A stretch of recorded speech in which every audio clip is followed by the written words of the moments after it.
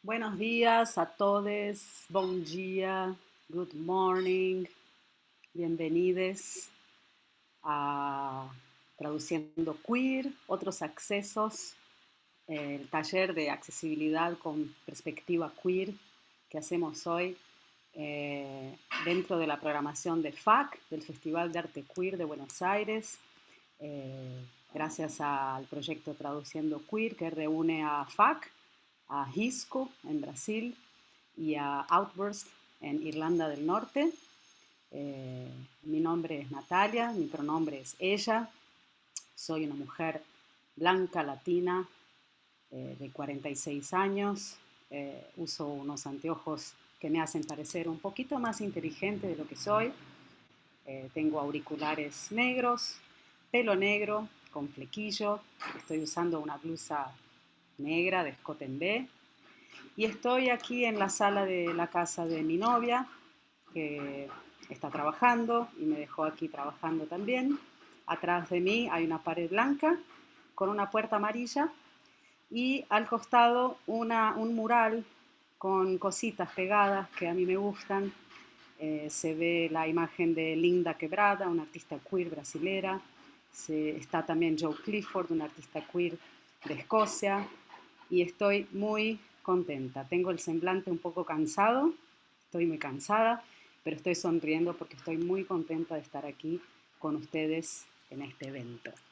Traduciendo Queer es un proyecto de investigación sobre las diferentes capas de traducción implicadas en los intercambios, en las creaciones, en el intercambio internacional de artistas disidentes o LGBT, que ya más.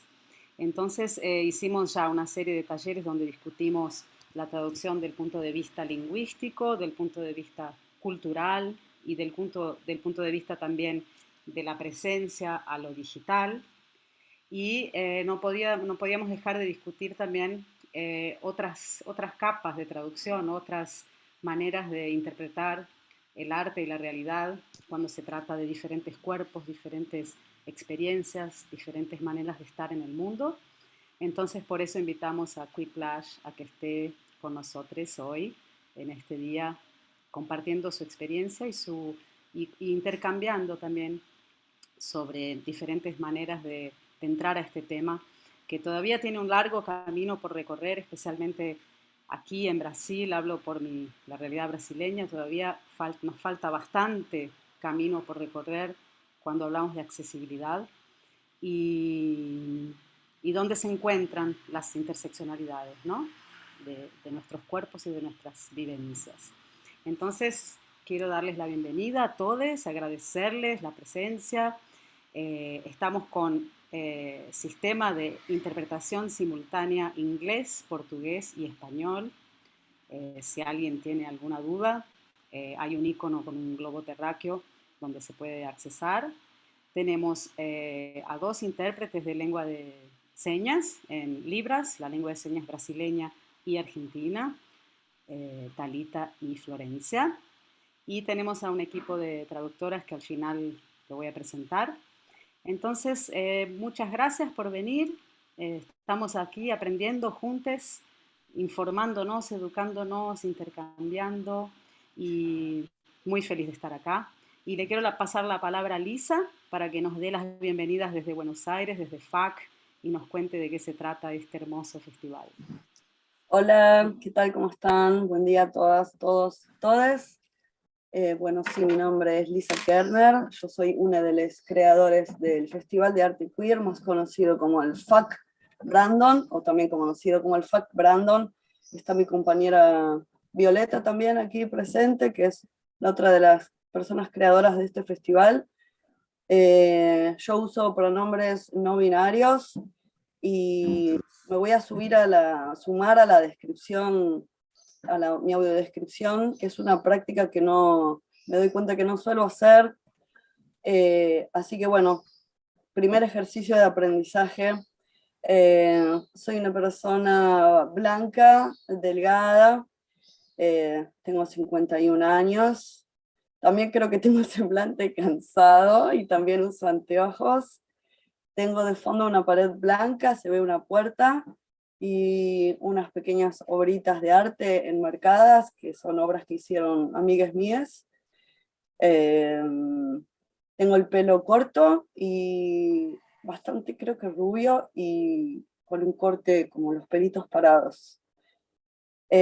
Bueno, en esta oportunidad nos encontramos ya en la tercera jornada de la cuarta edición del Festival de Arte Queer, una edición más grande que las anteriores. De a poco vamos sumando fechas y vamos sumando sedes, y estamos muy contentes de esta articulación que estamos haciendo en Outburst Américas con RISCO y con el Outburst Queer Art Festival, y queremos especialmente agradecer a Natalia y a Dylan por este enorme esfuerzo de producción para realizar esta actividad con tantos desafíos técnicos, y que también involucran mucha emocionalidad y compromiso. También quiero agradecer a Quiplash por estar aquí presente y darnos este taller.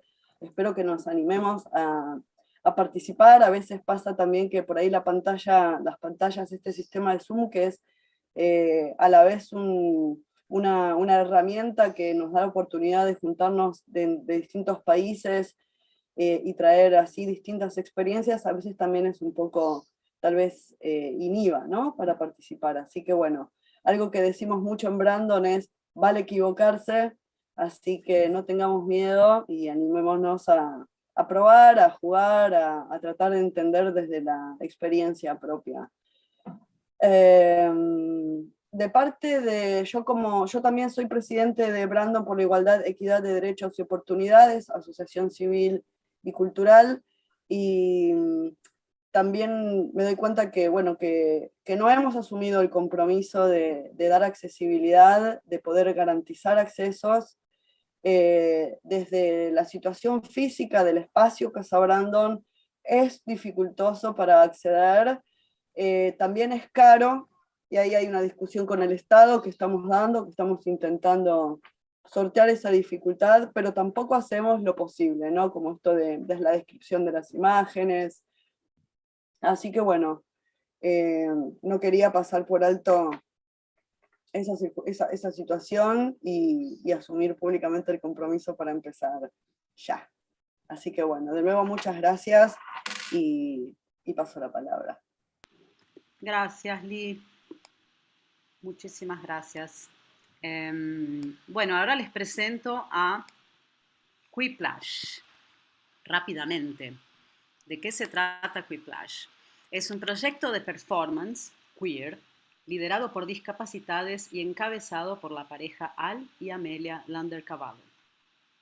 Quiplash tiene dos ejes de trabajo: hacen performance y creación artística, como su proyecto Untitled Drag and Friends, que es un espectáculo de cabaret y drag que presenta artistas queer sordes, discapacitados y neurodiversos. También trabajan como consultores de acceso con especialización en audiodescripción integrada.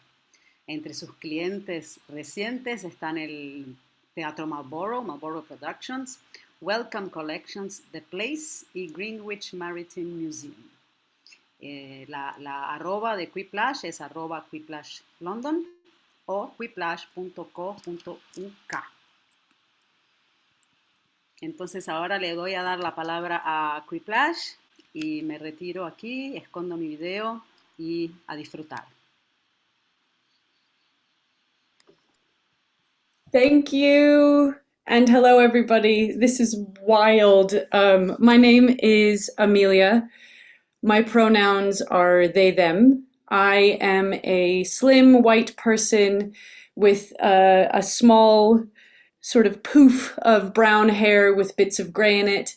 I'm wearing a very warm green sweater and some gloves because it's winter in London and it's very cold. And I'm sitting in my office. So behind me there's a white wall with a very colorful wall hanging on it. It's abstract with lots of different colors on it. And then There's also a door on my right side and a corner on my left side that's piled full of stuff that I don't think you can really see. I'm one half of Quiplash. The other half of Quiplash, who is here, but who will remain quiet but present throughout, is my wife, Al. Their pronouns are also they, them, and a quick description they would give themselves is they are a white, round human with curly brown hair at the top of their head that has shaved sides and back. They have a lot of piercings, including a nose piercing and a lot of ear piercings. And they usually wear very cool, funky glasses, they have a few different types that they wear depending on the day. And they tend to wear very bright clothing. So they are here primarily as access support for me, and also maybe if I mute, they might be giving me some information to add. And so we're here today to talk to you a little bit about what we do and give a few examples of our style of audio description, which is called queer audio description. We keep it pretty plain because we are very happy for anyone to use it, regardless of how they identify, but we want to link it to queer people. We want to make sure that it has a lineage that comes out of queerness. So first and foremost, also, please make yourselves comfortable, obviously. Do what you need to do. I know we can't sort of see or hear you as the sort of audiences of the panel, but this shouldn't be formal. Hopefully this will just be interesting and fun. We will take a break, and there will be an offer to do a little bit of participating in whatever language you want to have a little go at some audio description if you want to, not required. So first, a little bit about Quiplash. We already had that very lovely introduction, but just I think it's useful for some context to know why we do what we do, especially in the UK, because Al and myself, respectively, as queer disabled people, have spent a lot of time being in queer spaces that weren't super accessible to us as disabled people, and disabled spaces that weren't super accessible to us as queer people. So one of the biggest things that we wanted to do with Quiplash was make a space where we could have all of ourselves in a space that was comfortable. And also, I mean, basically so that we could go on dates without Al having to be my access worker and describe stuff to me, which is what was happening most of the time.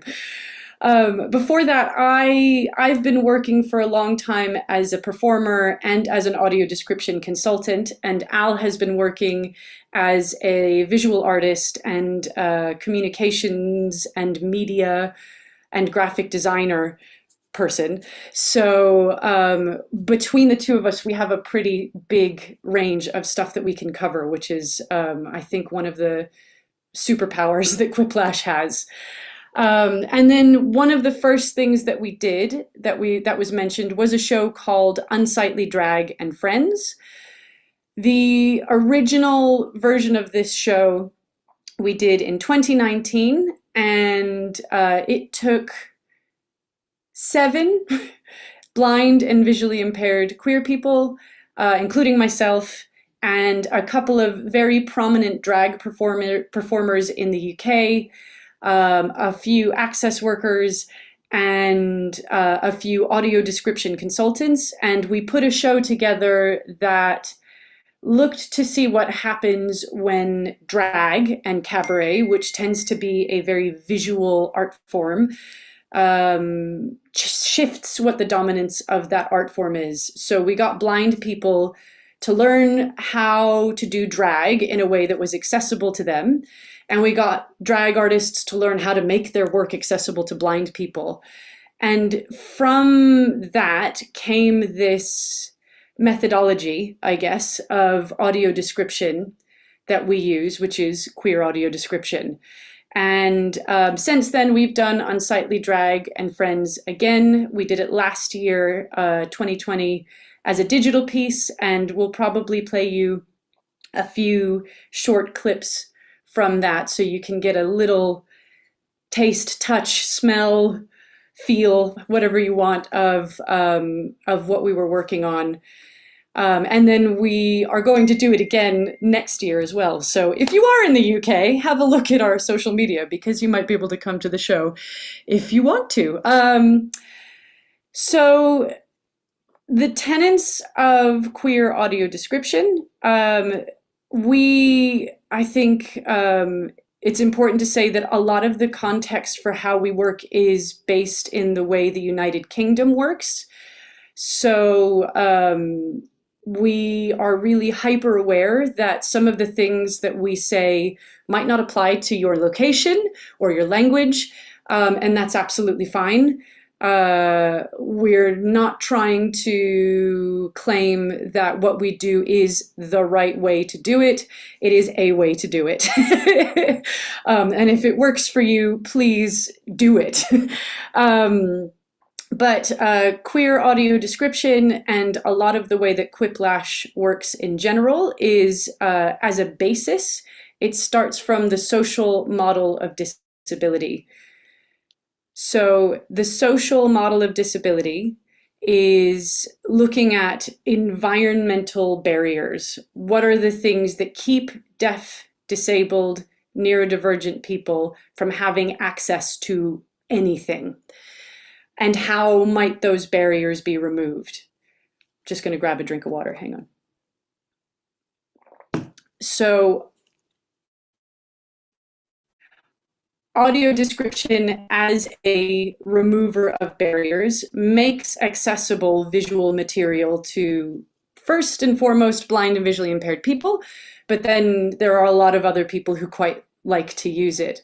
I know a fair few neurodiverse people who will use audio description because it helps give extra context.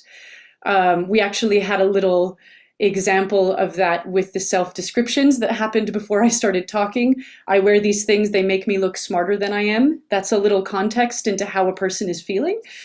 You know, that kind of, or even just giving extra space to the wall hanging behind me lets you know that that's really important to me, whereas somebody else describing me might not say that. So, you know, if there are people in the world who don't like surprises, audio description can help navigate that kind of access need. So it removes barriers around visual material and also visual processing. There are a number of ways that audio description functions in the United Kingdom. The two biggest ones are what we would call standard, or in this country, they use the word traditional audio description, which I'm not a fan of the word traditional, but I didn't pick it, so here we are. So traditional audio description is probably the one that most people will be familiar with. It's the type that's added onto something after it's made. So this can be a play, a sports event, an art installation, a movie, a TV show, anything like that. And it's added on after the thing has been done, and is usually done by an audio describer who has had no direct or very little direct interaction with the making of that art piece that's being described. There's also a few, I don't know if they're considered actual rules, but there's definitely ways that it operates that are very specific to this style. So there is a sense of it being in third person. So it's not, the audio describer doesn't sort of self-identify in it. They are there as pure as possible. They're mainly there as a translator. So they don't sort of have any, they're not seen to have any other role than to be translating visual into audio, into words. There is an assumed sense of neutrality as well. So the audio describer is not supposed to put their own opinion on the description, because the kind of thought is that the opinion should be something that the blind person listening develops, as opposed to something that is given to the blind person. And there's a bunch of other things about this style of audio description that make it what it is. And I think a lot of people expect us to not like this style of audio description. I actually think that it is very useful in certain settings, but it shouldn't be the only one that exists. If anything, this concept that an audio describer, a person, can be neutral, it's not true. That doesn't exist. Every human is biased. Everything that a human thinks has to go through their own sense of self, their own body, their own mental state at the time that they are describing something. There's no such thing as neutrality. There's no such thing as not being biased. So when there is an assumed neutrality that's put on an art form, that usually translates into favoring privileged people. So in the UK, that tends to mean most describers are cisgendered, straight, white, non-disabled, and actually usually women, because audio description is considered a caretaker role because it's supporting disabled people. So yeah, it ends up meaning that the same types of voices describe everything. And it causes a lot of problems. My favorite example, I went to see, I don't know, I would assume people know the show Hamilton, a musical theater show that was on Broadway and on the West End and everywhere. That's a cast primarily of people of color, and the music is all based in hip hop and R&B.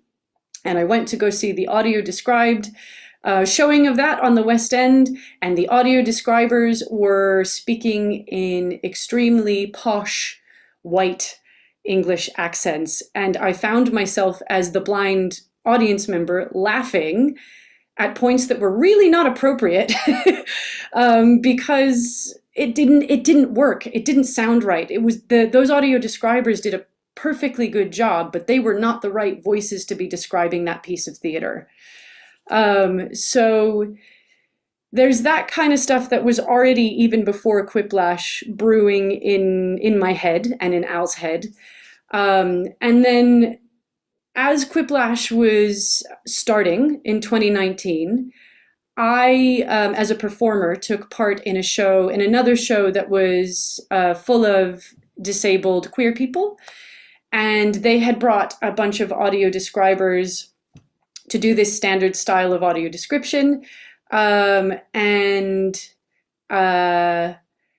These describers were not prepared to describe the people that they were describing. So the majority of the cast was trans or non-binary. We were all disabled. And I was in drag as well. So I have a drag king character. I do masculine drag. And most of us were using pronouns that were different than what would be assumed of us by most people. And the audio describers chose to, instead of honoring what people's pronouns were and are, use the pronouns they thought were appropriate because they assumed, and I quote, that the blind people wouldn't understand.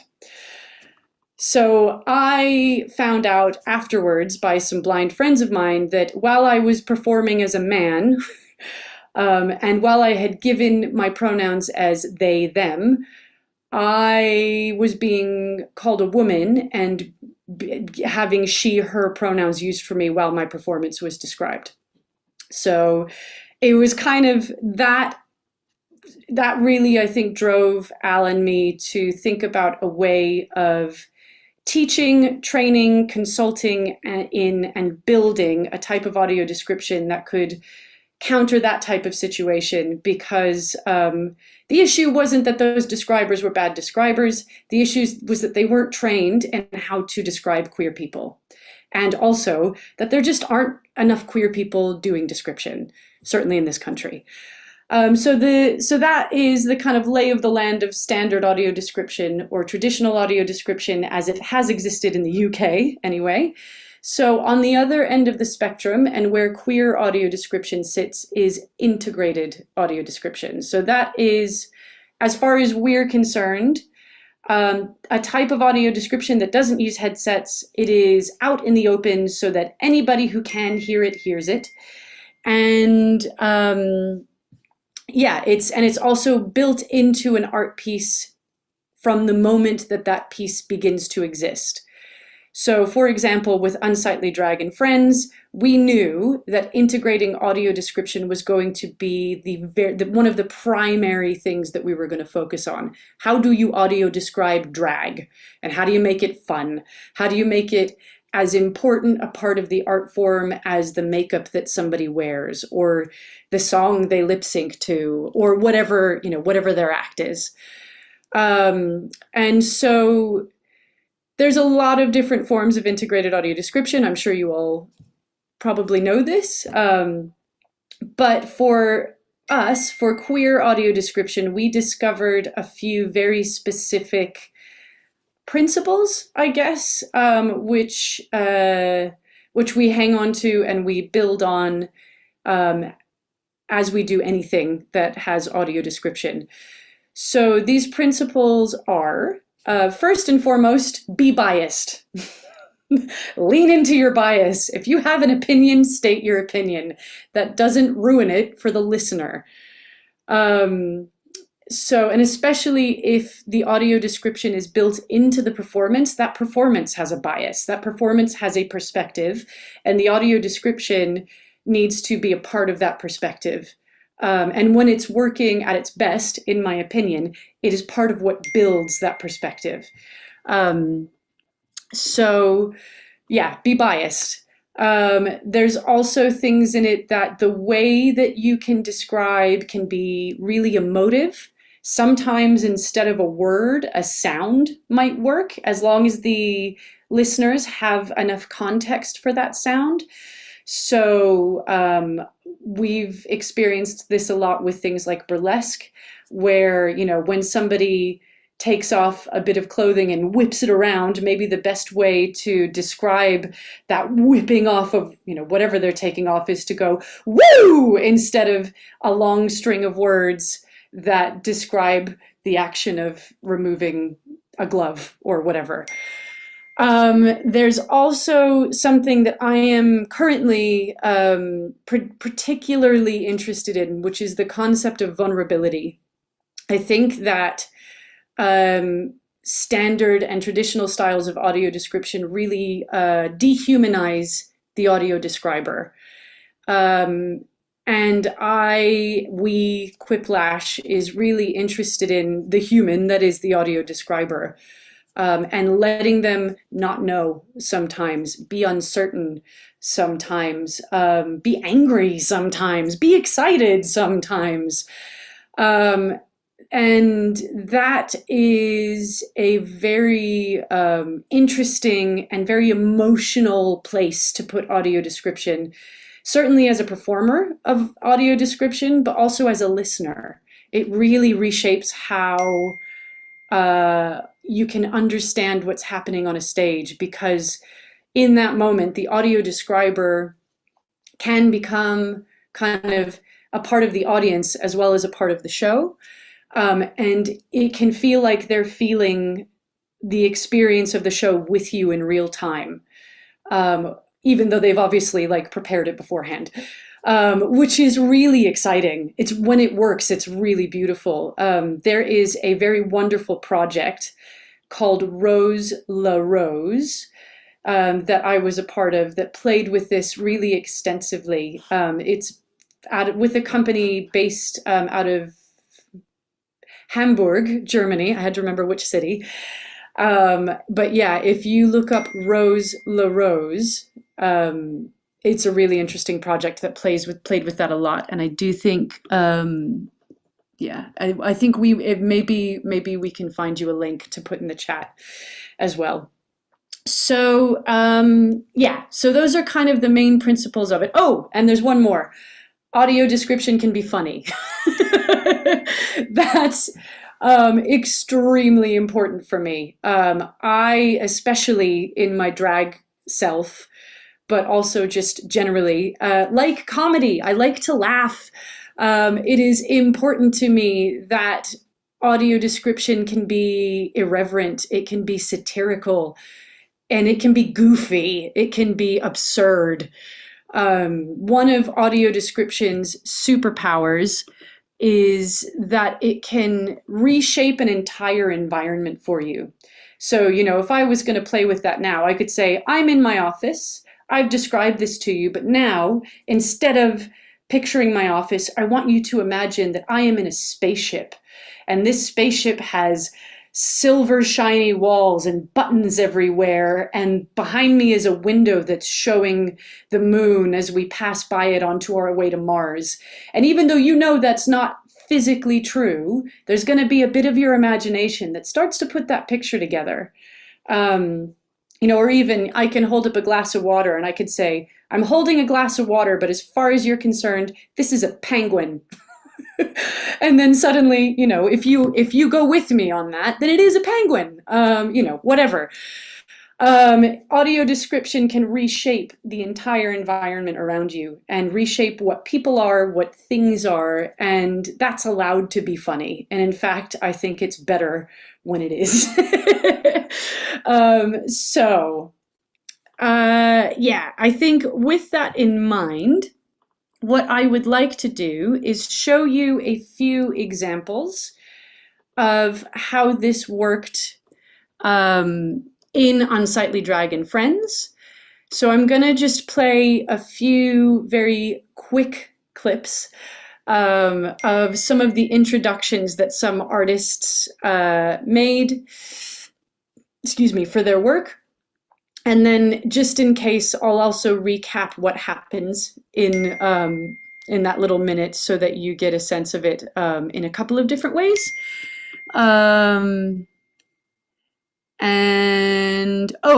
Alice just said that there's something in the chat that says street swing, which is not correct, but Camp Nagel is correct. So if you're looking for Rose LaRose, Camp Nagel is the theater that that presented it. So yeah, I think somebody's put a link in there, so that's the one to go to.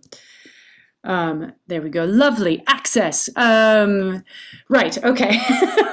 Let me get some films up. Technology is a beautiful thing. So I'm going to play you a clip, a few clips from Unsightly Drag and Friends, so you get a little sense of, a little taste of what we mean by queer audio description. So this first one is a blind drag queen who's based out of Wales. They go by the name Venetia Blind, so like the blinds that you would put on your window. And this is the introduction to their piece that they made for Unsightly Drag and Friends. Yeah, no problem. I'll just check if she's ready. Venetia, are you ready? I'm just on the phone. Just give me 1 minute. I won't be long, I promise. Yeah, sorry. Ooh, really? Okay. Oh, that sounds bad. Okay, you want to know what I'm wearing? How bad do you want to know? Okay, well, if you want to know that bad. Okay. Yeah. Right, well, I'm wearing the long blue sequins ball gown. You know, my Christmas one? Yeah, I know it's a bit early for Christmas, but I've been naughty and nice. So dirty. Yeah. Oh, the shoe? Oh, the shoe is a pointed, glittery purple boot. Yeah. Yeah, they are quite high. And hair, I've got long, past my shoulders, blue and purple, like, ombre thing going on. Ooh, yeah. Yeah. And makeup-wise, okay, I've got like a pink eye patch on covering my left eye. I've got a blue, purple, glittery eye going on, you know, to match my dress and my shoes. Yeah. And a big purple lip. Yeah. Right, okay, I'm gonna have to go soon though because I've got a show. Okay. Don't say that, that's so rude. Okay. Yeah. Yeah. Yeah. Yeah. Okay. Okay, bye, Dad. Hi, my name's Venetia Blind. You are as live in my kitchen in Cardiff. It's Unsightly Dragon Friends! Venetia walking down the street in full drag with the paparazzi snapping her because she's so famous. Oh my god, it's going to be such a good show. So that's Venetia. So a few things to note about that. Excuse me. One, how much time that took. Venetia took almost 2 minutes to just describe what she was wearing and what she looked like. She did this in a way that was fully integrated. So there was a gimmick, basically. She was on the phone describing to somebody on the phone who wouldn't be able to see her regardless of whether or not they were blind, what she was wearing. And she did it in this very like phone sex style-y sort of way that obviously then had a punchline at the end that was actually she was talking to her dad. Make of that what you will. So again, it's funny, it's biased. It also took time. It took the time it needed. And I think with access generally, this is a thing that is worth bearing in mind. It's something that Quiplash thinks about a lot, and it's worth, it's something that I really would like society to take on board generally, which is that access moves in different times than what people think is normal. Oftentimes it's slower. There's an academic term for this, which is CRIP time, C-R-I-P time. And it's related to queer time. It has a kind of similar setup, but obviously with a disability focus. Audio description fully operates in this type of time. And the more time you give it to exist in a space, the more it can give you back, in my opinion. So, with that, I'm going to show you another clip from Unsightly Dragon Friends. This is a very different tone. This is a performer called Mr. Wesley Dykes. And just a little quick content warning for this piece. The images on this piece are glitchy and they sort of flash a little bit and kind of wave around. So if you are somebody who's going to be sensitive to that, I highly recommend not looking at your screen and instead just listening to the audio description. I mean, everybody can do that anyway if you want to. But if you are particularly sensitive to flashing or glitching images, please don't look at the screen. And I'm just going to give a little time to make sure that translation has gotten that so that everybody is okay. And actually, I need to set up the screen share anyway, so hang on a second. There we go. Okay, oops.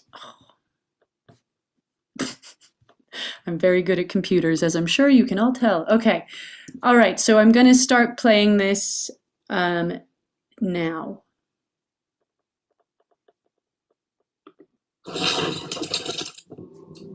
Base environment. Subject, a black human of Nigerian and Cameroonian descent. Strong cheekbones, sharp brows, chiseled nose and jawline, full lips, mid-length dreadlocks tied back. They're in a grey tank top. Gender, unclear. Location, unknown. There will be 2 variations of this description. These sounds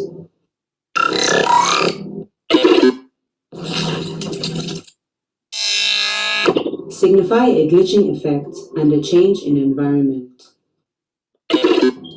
Environment 2. Location. Unknown greenery. Residential area. Daytime. Subject has gained a healthy mustache, a low-shaven beard, wearing a pair of gold-framed flip spectacles, a black turtleneck, and a white, West African-inspired printed hoodie. Appears to be gliding through the air. Environment 3. Location. Residential area. Nighttime. Subject is in a white shirt, accented with a dark green, cream, and tan necktie and tan overcoat. No beard, only a mustache and a pair of black spectacles. Movement implies subject is running. The date is October 42nd, 2273. Journal entry 2301. To anyone who might be listening, I am in a state of transition. Fluctuating, some may call it. And as much as I don't want to, I'm going to stop Wesley there. So if you were looking away, you can look back now. So that one is a really interesting one for a number of reasons. So folks may or may not have caught, first and foremost, that one of the ways that Wesley built audio description into their piece was through sounds. So there was a section where the audio description voice said, these sounds, the sounds played, signify a glitching effect. So that means, or a change in environment. So that means that as the sounds happen, I, as the blind person listening, know that there's a bunch of stuff happening on screen that can signify a change in place, a change in visuals, but I don't need to necessarily know the details of that. So Wesley really took on board a principle of audio description that's very, very important to remember. Audio description does not replace vision. It's not the same thing. It never will be the same thing. Blind people can't see. We know this. It's cool. So what Wesley did was created an environment in their piece where I, as a listener, would have enough information to be able to engage with it on the same or a similar level to sighted people. So even if I didn't have the details of all of the beautiful editing that they did, I would know that it was there. And for me, that's enough. I didn't need to know any more of that because the most important thing about that piece, we have a delivery, that was our doorbell. The most important thing about that piece was what they say, was the poem that they deliver. And again, it's worth bearing in mind time. All that we watched was the introduction. So all that we watched was them setting up the different environments they're in and the way that they look. They did probably what feels to me like the polar opposite of what Venetia did. So whereas Venetia was very goofy, was very funny, Wesley almost went sort of robotic in the way that audio description was delivered. It was set in this futuristic sort of science fiction-esque world. So they went with something that felt almost more like a mechanical process than anything, which is a type of bias, and which is very interesting. So that's Wesley. And then we have one more, and I'm going to play in the middle of this one. This is a performer called Dear Spora. And they did a piece that I feel like kind kind of depicted the highs and lows of lockdown as they existed in this country. So this character, and as it probably still will exist, but anyway, so this character, Diaspora, has a very inflated sense of self, and talks as though they've never sort of done normal things, which I put in air quotes before, because they're a very fancy person. They have multiple tiaras. They'll wear their favorite tiara depending on which day it is, and all this kind of stuff. So in this piece that was made by this person, Diaspora is having to experience doing normal things for the first time, like cleaning their kitchen or getting a takeaway. So this section that I'm about to play you is them trying a takeaway for the first time. And as you watch this and listen, I would like you to just take particular notice of the fact that there are two voices audio describing here. There is Diaspora, and then there is a removed voice that from the beginning introduces themselves as the audio describer of this piece. So I'll play that for you soon. I'm sorry. I am, there it is. Okay, got it. All right. Trying one of these takeaways for the first time. Okay, so we've got some rice and some kind of gravy or curry sauce, and then this appears to be part of a chicken. So well, let's give it a go. You know, we'll be open-minded. No one ever achieved anything by being narrow-minded now, did they? So let's start with some rice. That seems fairly non-controversial. Okay, here we go. They have lifted a forkful of rice to their mouth, but seem incredibly reluctant to taste it. They have tasted the tiniest amount of rice they possibly can. It's quite good. Okay. Their face says otherwise. It's quite good. They have taken another bite, and their face says that it's worse. Okay. Got just a hint of pepper in it. Making my nose go. Okay, that was some rice. Let's try this. Are examining a forkful of chicken with disdain. They have raised a piece of chicken covered in sauce to their mouth, but again are reluctant to try it. They have lowered the piece of chicken from their mouth. They have raised the piece of chicken to their mouth. They have lowered the piece of chicken from their mouth. Just have a little bit of wine. They take a sip from an exceedingly large glass of red wine. Chateau Margate, 1987. Very good year. They have again raised the piece of chicken to their mouth. They have sniffed the piece of chicken. They have taken a bite of the chicken. Diaspora's face does not look happy.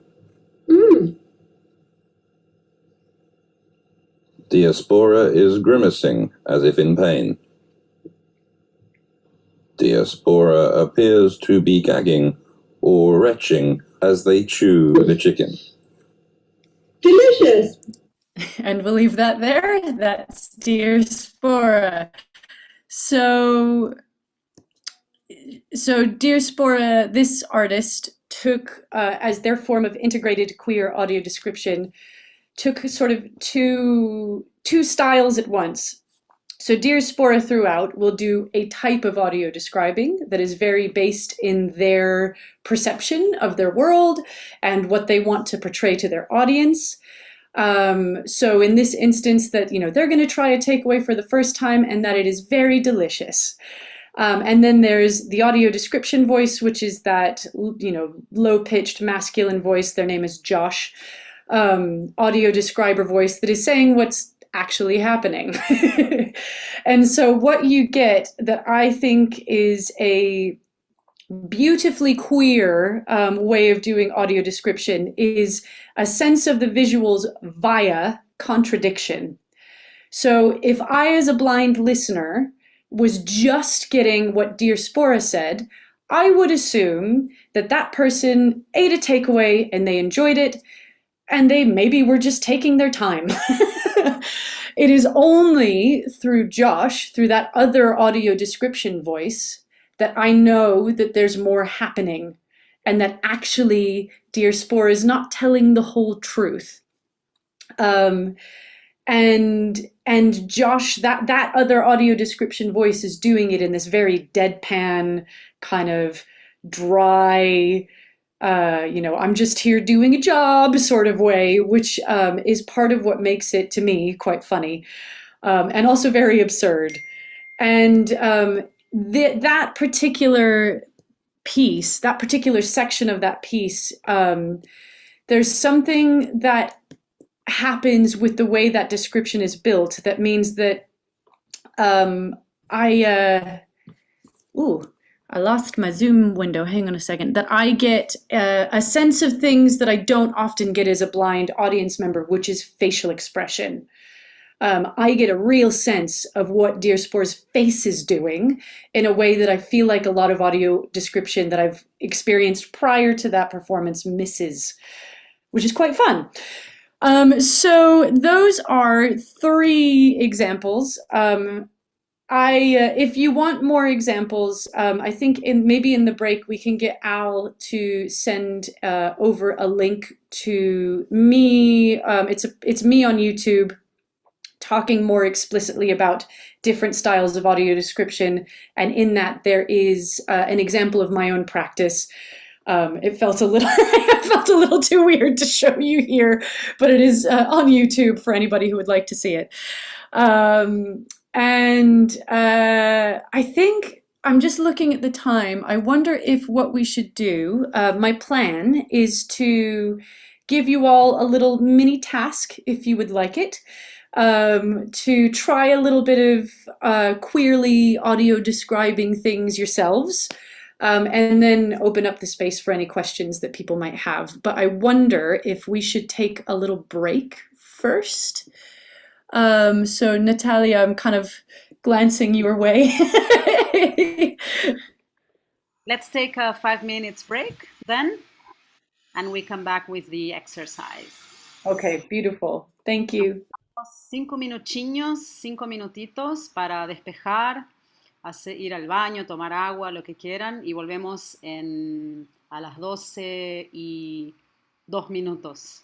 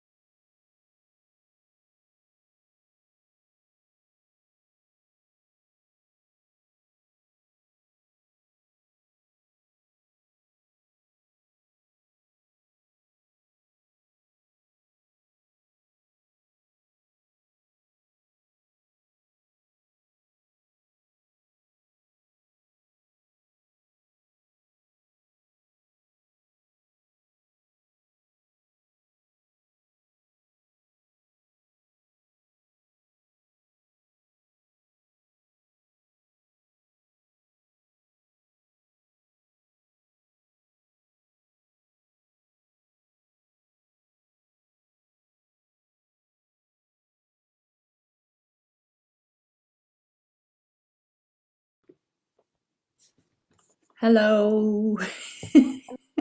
Volvimos. We are back. Espero que lo hayan disfrutado el break. Entonces seguimos. Fabulous. Thank you. Ooh, for audio description purposes, it's worth knowing that I have now wrapped a very colorful shawl around my shoulders. If anyone is wondering, Al knitted this shawl, and it is very beautiful. And it's very cold here. So that is why I have this new layer on. Anyway, so I hope everybody had a nice break, a little stretch, whatever you needed to do. So with some of the time we had left, have left, I was gonna just run you through a little exercise that we often do in our training as a kind of like taster, a little like dip your toe in to trying to do some audio describing for yourselves. So what I'm going to do is I'm going to put on screen an image that that I'm going to give you a little bit of time to just either think about, or if you want to, you can write it down, or say it into a voice recorder, or however you best sort of remember things, and just have a go at describing the picture. You can do that in any way you like. There's no wrong answer. I was going to say there's no wrong answer at this stage. To be honest, there isn't really a wrong answer ever.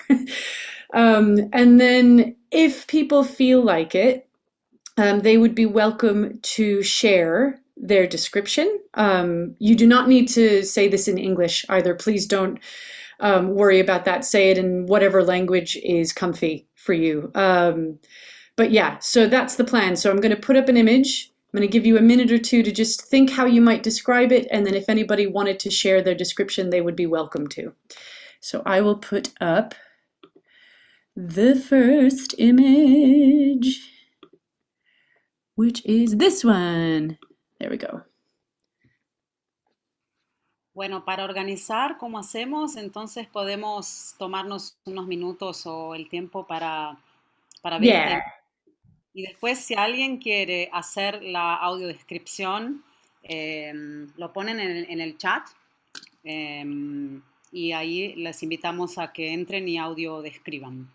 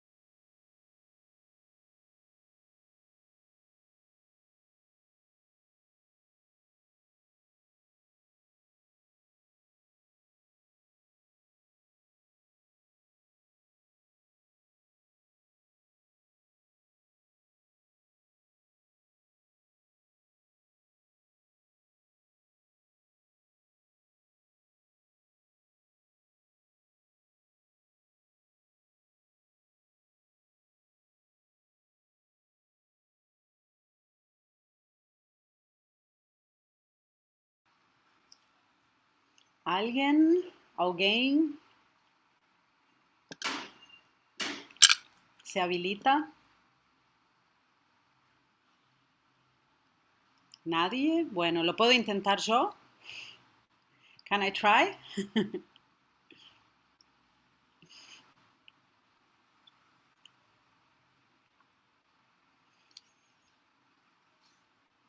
Bueno, un egate blanco con algunas manchas marrones y en la carita tiene manchas negras. Tiene las orejitas muy atentas, ojos verdes, con la pupila negra muy, como ojos que miran muy profundo, parece enojado. Tiene como una camperita fluo, o es un egate muy fashion, y tiene la correa, una correa rosa, que se ve que quien le saca la foto lo está teniendo ahí sujeto por la correa, y está como en la puerta de una casa.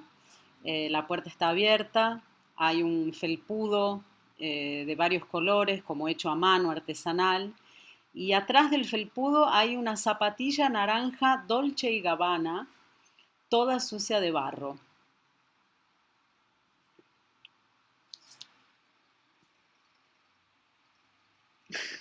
Yay, that was excellent. Thank you very much. Also, thank you for thinking that that was a Dolce and Gabbana tennis shoe. I'm glad we seem like fancy people. That was, yeah, lovely. Thank you so much. Did anybody else want to share theirs? We're going to do one more image besides this one, so we could do it then. Hay una persona aquí que va a hacer la descripción en portugués, Paula. Entonces, un segundo que la pongo con video. Please do. Solamente un segundo. Ahí va.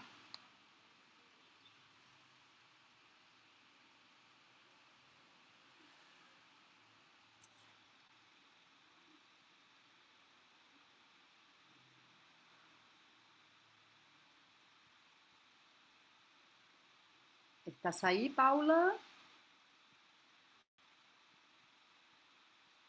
Agora sim. Seu vídeo, se você quiser, se não pode ser. Eu coloquei, mas eu não sei se está funcionando, eu não me vejo. Tudo bem. Te vejo. Mas a minha voz sai para vocês? Sim. Hi, Amelia!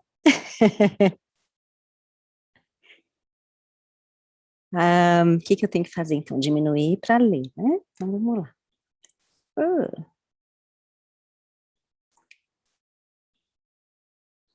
Ficou assim. Parece ser dia.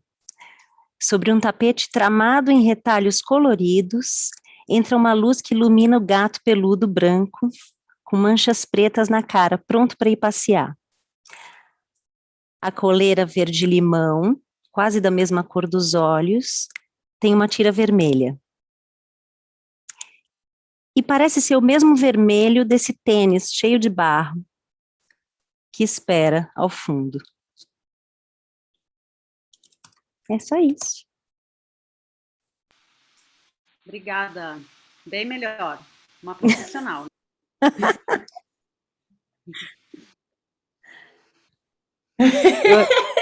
Eu adorei que a Natália pescou o Dolce Gabbana, eu não. Hay otra descripción aquí por escrito de ese negro que dice así. So I should clarify, it's not Dolce & Gabbana. We're not that fancy. I can't remember what it stands for, but it's a Swiss brand of shoe that it's a walking shoe brand because we live right next to a nature reserve, so we go running around there sometimes and get very muddy. It's very fun. Anyway, lovely. Thank you both for such beautiful descriptions. If you were wondering, this is our cat, as in my cat and Al's cat. Her name is Noodle. She is, scientifically speaking, the most beautiful creature in the world. I will have no argument otherwise. Natalia, were you speaking? I'm sorry, Al's just told me I talked over you. Yes, there's one more description. Oh, I'm sorry, please, go for it, Voy a leer. Solamente un comentario que yo proyecté mis propios deseos de consumo en la marca de los zapatos. La descripción vino de ese negro y dice así. Ella es una gatita negre, marrone y blanque, de pelaje muy tupido, que tiene puesto un arnés color verde donde se une con una correa porque recién regresa de hacer su paseo matutino. Se limpia los pies al ingresar a la casa en un tapete puesto para ello al lado de una puerta. Más atrás hay un tejido que es donde ella disfruta dormir pequeñas siestas tras sus paseos. Vive con 3 imanes. Entre ellas le gusta buscar el lugar donde el sol le abrigue. Gracias, Ese.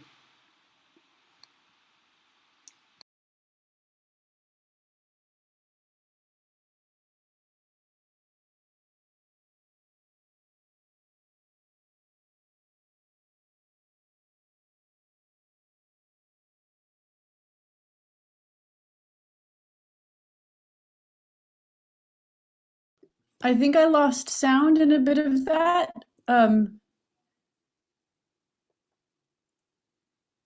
Has the person who was describing finished? Apologies. I think we just had a little... El final. Okay. Vive con 3 humanes. Entre ellas les gusta buscar el lugar donde el sol le abrigue.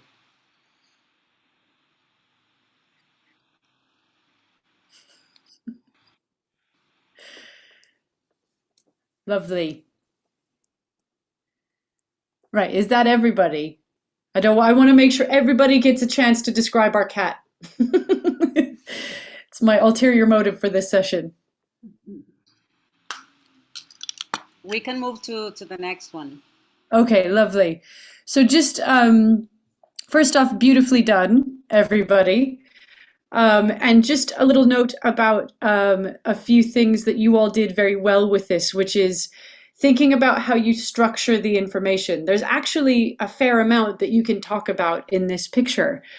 And it's worth noting for yourselves, whether or not you spoke and said your description to everybody, where your focus started. So for a lot of people, their focus started on the cat. This is a picture of a cat, and then the cat looks like this, and then around the cat is all of this stuff. Some people would go the other way. They would say, we're in a doorway with all of this stuff, and the focal point of this picture is the cat. So it's worth just noting what your brain did when you thought about how you would describe this image, because, again, there's no wrong answer, but it's just worth you knowing. I'll turn the screen share off actually for a second. And then the other thing to just sort of bear in mind is where you might have added context. So Dolce & Gabbana is one. And then, you know, the cat likes to find the sunny spaces, which is absolutely correct. But also, you know, is also something that is implied. It's not something you would necessarily know directly by looking at the image. It's something you might know because you know cats. So again, you know, that's a bias, but that's a good bias because it gave an idea of the feeling of this picture. Lovely. Okay, so I will share one more. And again, same thing. We can give a few minutes for people to think about how they would describe this. And then if you do want to share anything, in terms of how you might describe this picture, you are welcome to. I'll just added in terms of qualities of picture. It's worth, I think somebody, the very first person who definitely described it for talking about the picture of the cat. Sorry, going backwards. Described the picture of the cat as, a person taking a picture and they're also holding the lead. So with that information, we know that it is a picture of a cat. It's not a cartoon or a painting. But also the picture was a little grainy. So thinking about, if you had clocked that and if you'd chosen to describe it, or if you hadn't, why? Again, there's no right or wrong, but it's worth noticing what bits of information you left off as much as what bits of information you focused on. With that in mind, I will show you another picture. Just a little prefacing here. This is a picture of human beings. So I'm going to give you a few tools for this one. If we had more time, I would let people just kind of have a go. But because we don't have time, I'm going to give you a few tools that we give the audio describers that we train. So if you are looking at individuals and you do not know for certain what their pronouns are, or what their gender identity is, or what their sexuality is, or what their race is, err on the side of caution. So stick with they, them pronouns and describe what you see without putting a prescription on it if you can. I know that I'm very purposefully giving you these images without any context, because part of what I want you to do is make up your own. But make sure that you are careful not to, in particular, misgender someone because you're assuming something based on what they look like. That seems, I'm sure, fairly obvious for people studying queer stuff, but you would be surprised how many very well-trained, very experienced audio describers have come to our training specifically to get that kind of information. So with that in mind, I will put this picture on the screen and give you a few minutes to think about how you would describe it, and then we can let some people describe it for the group if they want to.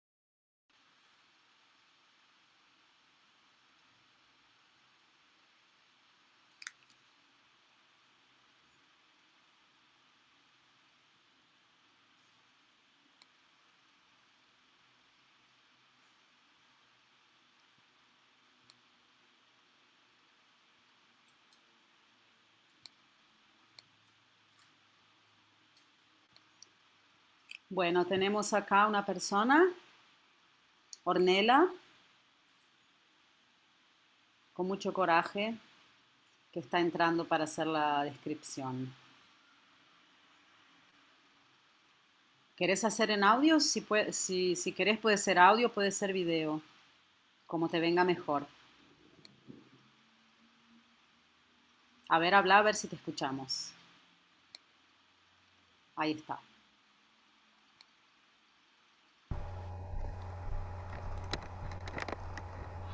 Hello. I want to try in Spanish, only Spanish. En esta imagen es una fotografía en una vista contrapicada, donde vemos un espectáculo. En ese espectáculo hay dos personas, una de ellas a la izquierda con una posición en cuclillas, como realizando una reverencia. Está vestida de negro, con una musculosa. Tiene un cuerpo no hegemónico, está pelade.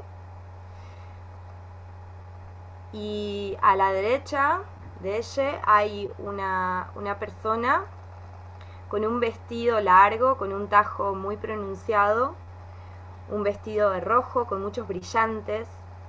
Tiene unos zapatos muy bonitos también, con muchos brillantes. Y tiene en la mano derecha un guante brillante que le llega hasta el codo. Tiene una cabellera larga con muchos rulos, pelo colorado. Y sobre su pelo tiene un sombrero con muchos flecos, con un color que parece dorado. El fondo parece ser un escenario. Hay luces prendidas que están por detrás de esas dos personas. Y a la izquierda, perdón, a la derecha de la imagen vemos una persona, lo cual nos da la sensación de que estamos entre el público. Creo que hasta ahí más o menos. Gracias, Ornella. Tenemos acá otra persona, Andrés, que va a entrar. Ahí está Andrés. Hola a todos. Bueno, voy a intentar. Sí, es una fotografía, entendemos que sacado desde las primeras filas, desde un público. Tenemos de referencia a una persona que debe estar en la primera fila mirando el show, y sobre un escenario bajo, a la altura de las rodillas, un poco más alto, es un escenario bastante bajo, vemos dos performers, una por un lado en mano derecha, una persona negra con una musculosa negra, un pantalón negro y unas zapatillas negras, es un cuclillas, un poco festejando y celebrando seguramente la performance de la derecha, que es una persona que está vistiendo un vestido rojo con un tajo muy pronunciado, un vestido brillante, y un guante, tiene un solo guante en su mano izquierda hasta el codo, y el guante también es violeta y es súper brillante, y se está como agarrando la punta del guante con la boca, entendemos que se está por sacar el guante, y está vistiendo un sombrero que tiene como si fuese cadenitas doradas colgando, y entendemos que es una peluca, pero podría ser su pelo real, también pelirrojo, y tiene expresión femenina, tiene tacos altos, de brillantes también, y están haciendo su performance arriba de un escenario que tiene como escenografía 3 bastidores, que los bastidores tienen de imagen un cielo rojo con nubes negras y rojas y grises, y la iluminación por sobre esos bastidores son unas lámparas de escenario con las luces en este momento están en violeta. Se puede ver por arriba un poco la estructura del teatro, las vigas de donde se cuelgan las luces, así que entendemos que puede ser un teatro under, ¿no? Un teatro de circuito no comercial. Gracias, Andrés. Y tenemos acá una última por escrito de Verónica, que dice así: en esta fotografía color, 2 personas están actuando, una de ellas está arrodillada, vestida de negro y usa cabello corto, oscuro. No vemos su rostro porque mira a la otra persona de pie. La segunda está de pie con un largo vestido rojo, brillante, con un gran tajo que deja ver su pierna.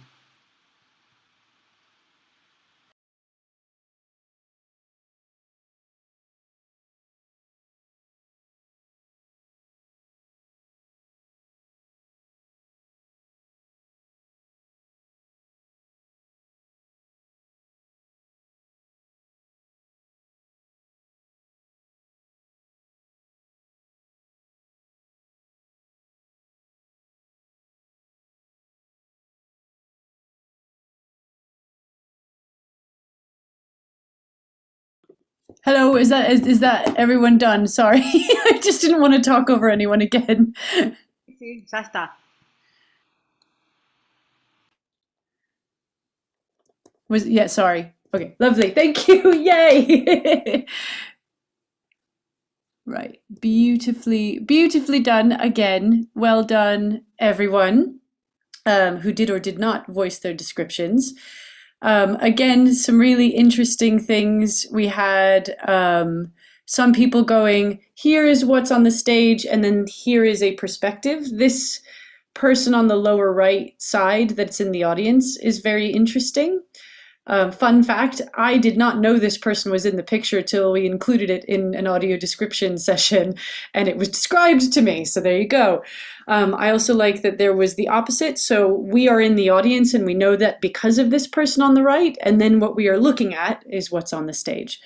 Very interesting. And also this relationship between these two performers, I very purposefully did not tell you how they know each other or why they're on stage together. And the reason for that is because it was then up to you to decide what was going on here.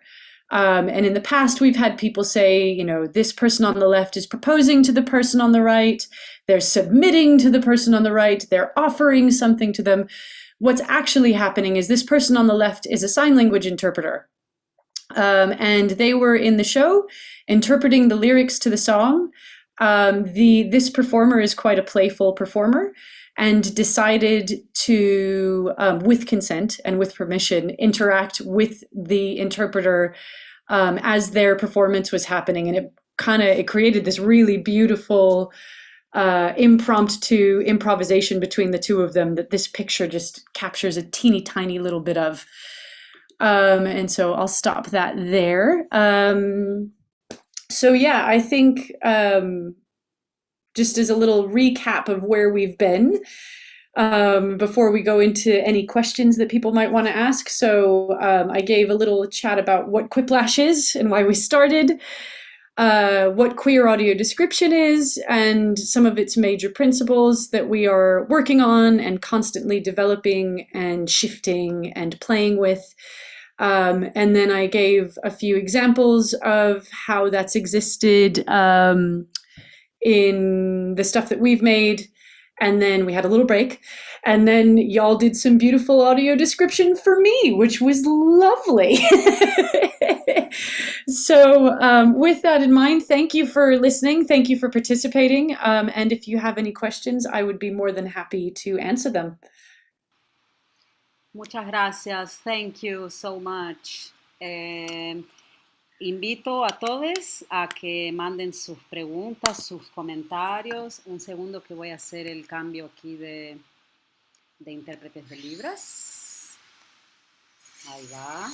Bueno, invito a comentarios, preguntas. Si alguien quiere entrar con cámara, sin cámara, manden un mensaje que lo vamos moderando.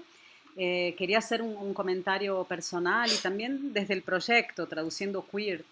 Me llama la atención y por ahí es una cosa obvia, pero cómo en el acto de escribir, audio, de escribir algo, hay muchas políticas implicadas, ¿no?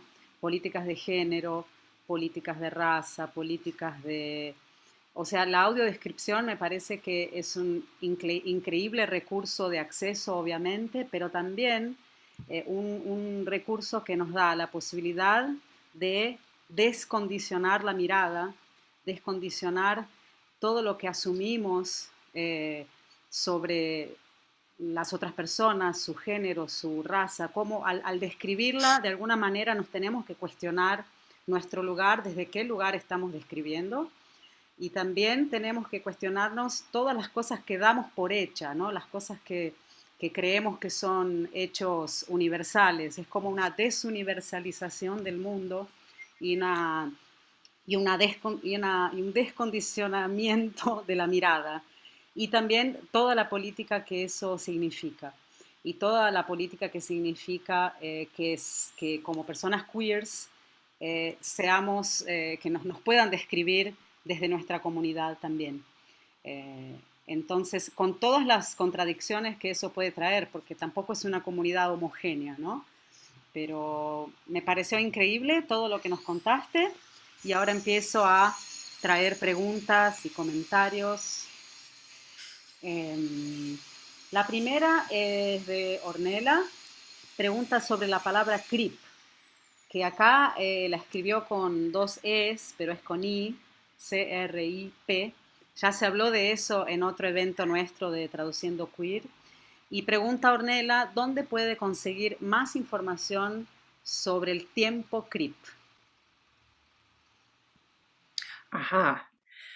Yes, lovely. Good question. So, yeah, crip is a I can never say that word. It's a word that disabled people use to describe each other often.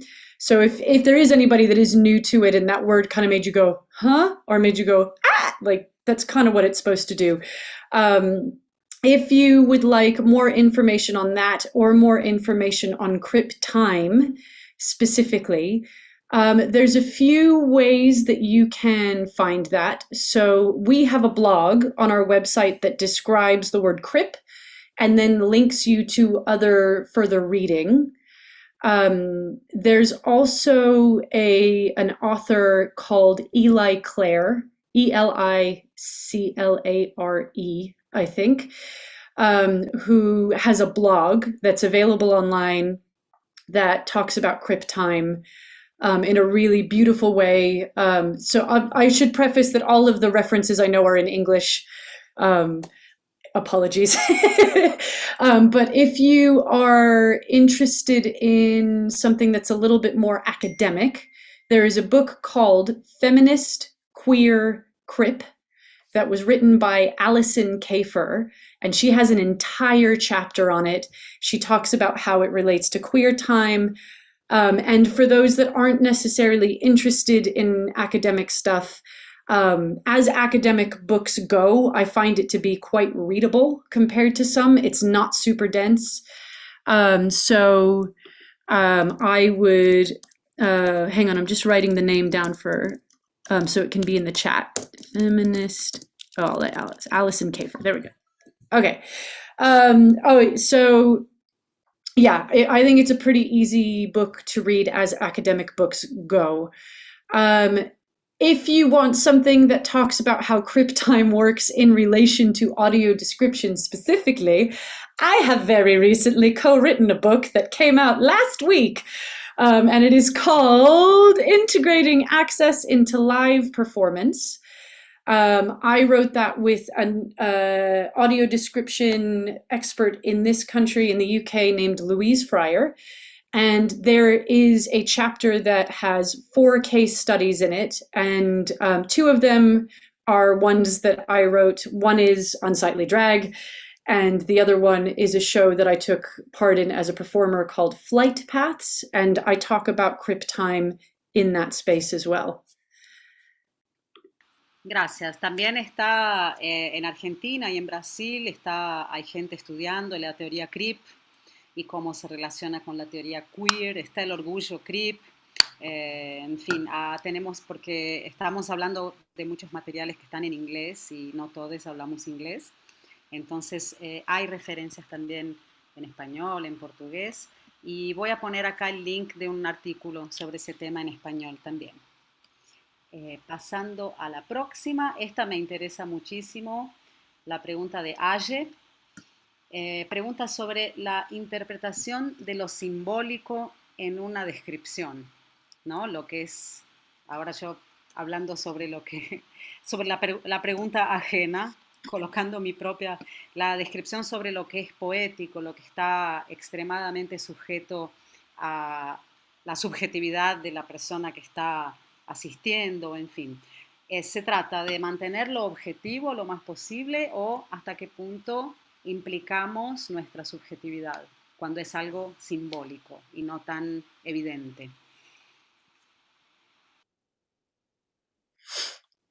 Yeah, so that's a really good question. That's one we get a lot, especially when we work with artists who work in art forms that are visual, meaning that they kind of purposefully went into it so that they didn't have to put what they were doing in words. Audio description kind of disrupts that. So when thinking about things that are symbolic or subjective or poetic, audio description can absolutely live in that world and often does live in that world. But there is a spectrum that needs to be kind of respected in how that symbolism can be delivered.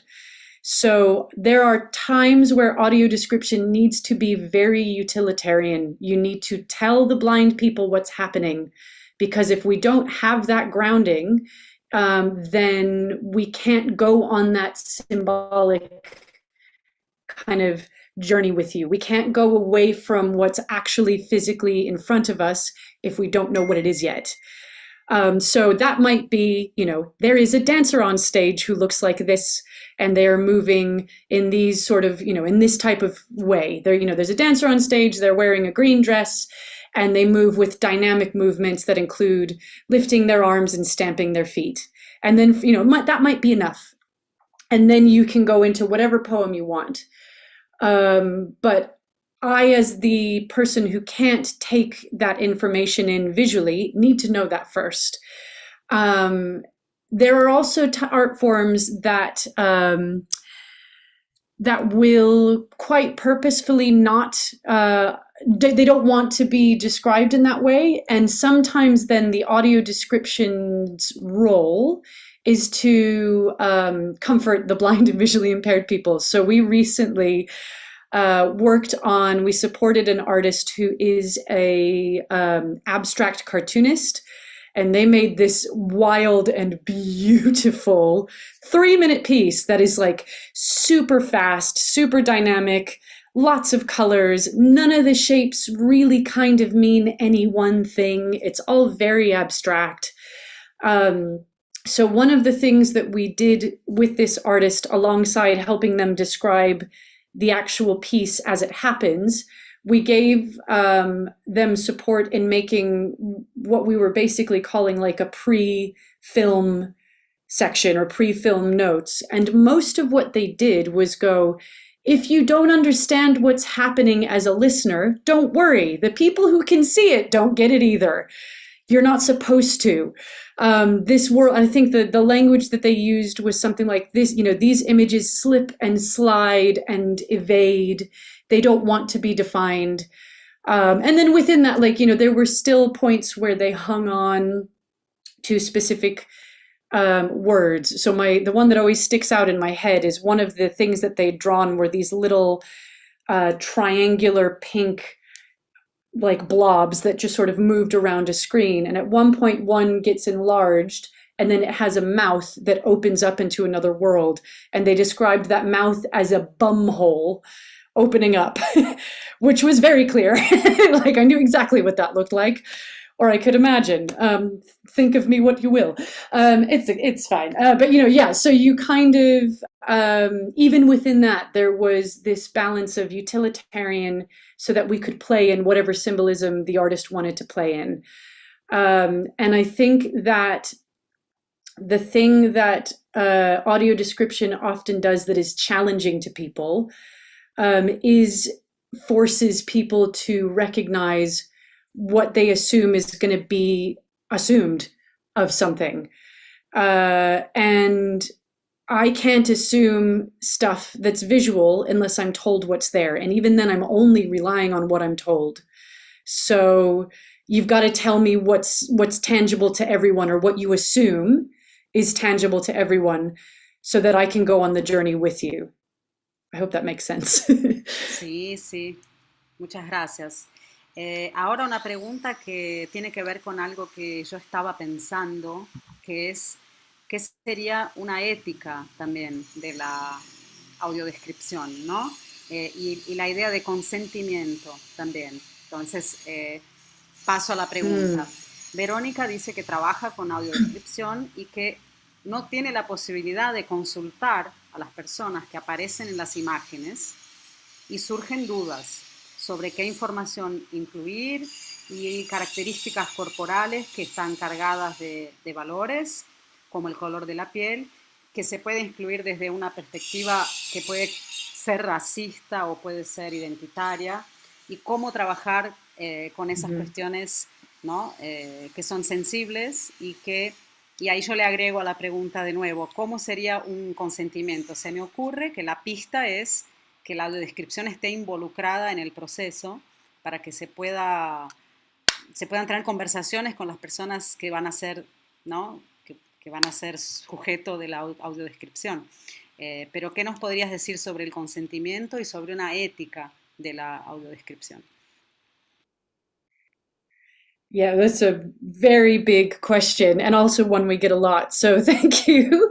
So I think to answer this, what I'm going to do is talk about what we do, and then work kind of in a broader spectrum from that. So, so that, because this is one that is, I don't think a one size fits all. There's not one answer to this that's going to work for everybody, particularly on a global scale. But for Quiplash, the way that we operate, if we bring audio describers into a piece that's not ours, so anything we make has integrated audio description in it. So the people that are making the art piece are the ones that are doing the description. So they need to give consent to themselves, basically, to describe themselves, or to have other people describe them. It's all kind of worked out in the rehearsal. If we bring audio describers into something that we didn't make, then we will only do that if the describers have some way of interacting with somebody who has a hand in making that piece. So the most recent version of that, we placed 2 audio describers in a show that featured a bunch of disabled people. And those audio describers were placed in this kind of mix of a creative consultant and audio describer. So they were there on hand to support the artists in either building an audio description that the artists delivered themselves as they performed, or they worked directly with the artist to shape the audio description that was delivered. And that required a lot of time. We called it a sort of hybrid between standard and integrated audio description, because it wasn't fully integrated because the describers weren't there from the beginning of the artists creating their own pieces, but the creation of the description happened in more time than would have normally happened in standard settings. And also that description was delivered open, meaning that there were no headsets, everybody who could hear it heard it. And as far as I know, it was also translated into sign language. So everybody was aware that the audio description was happening. And that works really well for us because that usually means that the artists get to put their self-description in their own language, which for queer people, for people of color, for disabled people, that's so vitally important. Also for fat people, for old people, for anybody, really. So that's kind of, I think, our current favorite model. We've also put ourselves into kind of spaces where there wasn't that kind of funding or time. And in that instance, the audio describer was given support by the producer. So one of the things that we do is we will train producers of art to get this information for the describers. Because I think a lot of producers assume that as soon as they have an audio describer, that describer will do all that extra legwork before they even do their job. So we would require producers to get artists to send a self-description, meaning what they look like, and also a short description of the visual aspects of their act. So if it's drag, what are you wearing as you do the drag? Do you change your costume? Are you lip syncing? Are you dancing? What does the dancing look like? All that kind of stuff. And then that way, at minimum, the audio describer had that information. And the most important thing that they got out of that was how the artist identifies. And we don't tend to put ourselves in a situation or put our audio describers in a situation where they would not have at least that much information. The reason for that is because the risk of them saying the wrong thing becomes much higher. What we do advise audio describers generally, because we know that's not always going to be the case. We are quite privileged where we are that we can have those conversations with producers. But what we do say to audio describers is if they can't start those conversations with producers or get that information themselves, we are in an age of the internet. A lot of times you can find people, even their social media pages, and they'll have some language about how they describe themselves. The one disclaimer I will give is be very careful when you find that language. So an example of this is that we had some describers try this, where they were asked to describe an artist that wasn't present and that we couldn't get a hold of. And so they Googled this person and found a little biography of where this person's from and all that kind of stuff. And so in their biography, it stated that this artist is originally from Pakistan. So the describer then described the person as looking Pakistani. Pakistani doesn't look like anything. Pakistani is a place. Pakistan is a place someone comes from. It doesn't denote what they look like. And obviously, if that performer chose to use that word, that would be different. But a white person labeling that onto somebody who actually looked like a London hipster millennial, it was uncomfortable.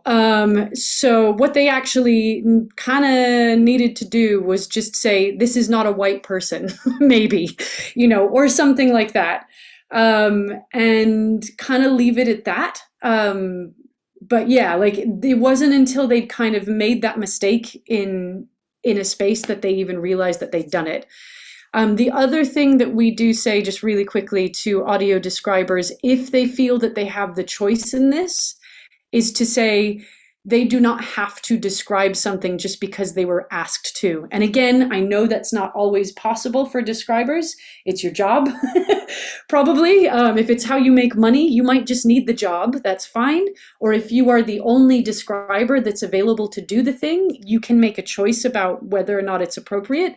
But if you are a white describer, for example, and you are brought into a piece that is made by and for example, Black people, you are allowed to ask why you were the one that was approached and kind of go, actually, I'm not right for this job. And this is where this kind of mix of access worker, audio describer, and activist sort of comes into play, where you can actually take on a role of going, y'all that are making this art piece could do better here. And again, I will just say one more time, I know that this is with limitations, but that's often how we operate with this kind of thing. Gracias. Bueno, la verdad que aclara muchas cosas y nos demuestra que esa, ¿no? La famosa frase, ¿no? Nunca sobre nosotros sin nosotros, ¿no? Es never about us without us. Sigue, ¿no? Sigue muy importante recordarla. Entonces, personas que tienen esa función y que son contratadas, ¿no?, para ese rol, realmente si no está dado por el contrato, por el trabajo en sí, hay que ir, hay que aproximarse de ese, ¿no?, de quien está creando la obra, hay que estar ahí cerca, preguntar, sacar dudas, involucrarse y ahí se va integrando, ¿no? Ya que no es una cosa integrada, ¿no? O sea, audiodescripción integrada sería cuando está integrada en la obra, ¿no? No es una persona que está afuera describiendo, sino que desde adentro. Yo tuve la suerte de hacer un trabajo con ese concepto. Mi audiodescriptor está aquí, Pericles. Era una obra de danza y hicimos una audiodescripción que era para toda la platea de personas ciegas y no ciegas. Y fue muy lindo porque usamos material, le pedimos a los bailarines que describieran su sensación corporal durante los ensayos y eso después formó una especie de compendio de frases y de palabras y de sensaciones que entraron a la audiodescripción de aquella danza. Fue un experimento súper lindo, interesante y que le recomiendo a todo el mundo que está acá y que es artista o creador o productor que se sumerja en esa hermosa pesquisa que es la accesibilidad como un recurso creativo. Entonces, quiero ya terminar puntual, en respeto a toda la gente que está aquí trabajando, a todo el equipo que está involucrado. Quedaron 2 preguntitas afuera, pero después los puedo poner en contacto y podemos seguir esta conversación. Y quisiera aprovechar este momento para agradecer a las personas que están aquí trabajando, empezando por FAC, todo el equipo de FAC, Lisa y Violeta y también Avi que está acá ayudando a hacer la transmisión en vivo. Las intérpretes simultáneas Laura Mortara, Elena Nicotero, Georgina Thomas y Celeste Sudera. Intérprete de lengua de señas Florencia Viri. Intérpretes de libras Clau Ferreira y la tengo que encontrar acá. Italita de Maumpreta. A nuestra hermosa asistente de producción y comunicación que nos ayuda en todo, Adilem de Agosto, y a Quiplash que nos acompañó y estuvo aquí compartiendo cosas tan profundas e interesantes.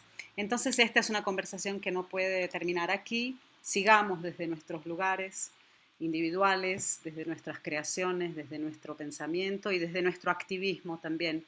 Seamos activistas realmente interseccionales y entendamos que, en fin, lo queer y lo creep se cruzan, se encuentran y nos podemos aliar.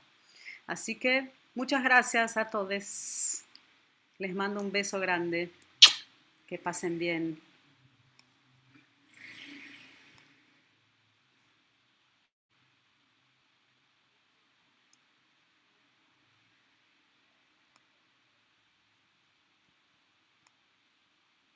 Bye bye.